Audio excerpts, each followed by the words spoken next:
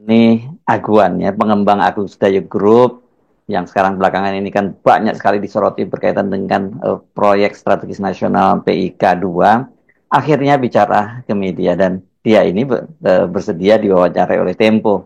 Selain bicara soal PSN PIK 2, yang sangat menarik itu Aguan menyinggung perannya menjadi ketua konsorsium Taipan melakukan investasi di IKN. Kita sudah tahu lah lama ini sesungguhnya ya, tapi ini pengakuan jadi jujur yang dia menyatakan bahwa kalau mereka investasi di sana melakukan groundbreaking itu ya mereka terpaksa karena ini dalam rangka menyelamatkan wajah Presiden Jokowi pada waktu itu ya. Sekarang sudah jadi mantan Presiden Jokowi.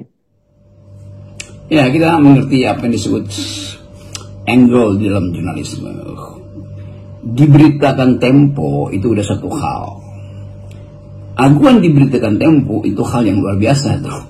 Jadi sekali lagi kita mulai melihat sebetulnya psikologi dari Aguan ketika dia mengiyakan menjadi wajah Tempo, artinya ada kalkulasi yang sudah selesai, ada hitungan yang sudah matang, sehingga semua kalimat yang diluncurkan atau diterangkan oleh Aguan itu menunjukkan bahwa ada hal yang dia hitung secara cermat.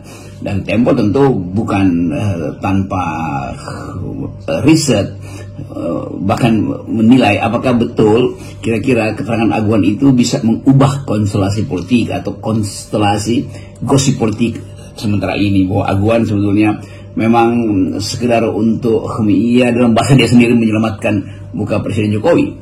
Kan itu yang jadi pertaruhan orang dari setahun lalu ketika ribut-ribut soal Jokowi menginginkan atau ingin membuktikan bahwa ada investasi yang non APBN masuk ke IKN, dan ternyata memang isinya adalah nol. Karena itu kemudian udah berkali-kali dibahas di IKN, Jokowi akhirnya memaksa oligarki ini supaya jadi umpan yang lain bisa masuk atau juga jadi penanda kesehatan investasi di IKN itu sehingga asing bisa masuk. Kan itu teori yang kita bangun selama sejak setahun yang lalu tuh, untuk melihat apakah sebetulnya IKN itu adalah omong kosong atau sekedar mimpi Jokowi yang secara ekologis berbahaya dan secara bisnis juga tidak sehat. Kan itu dasarnya. Jadi konfirmasi Aguan akhirnya menjadikan patokan untuk mulai menganalisis bahwa IKN itu adalah omong yang kosongnya besar sekali sebetulnya itu tuh.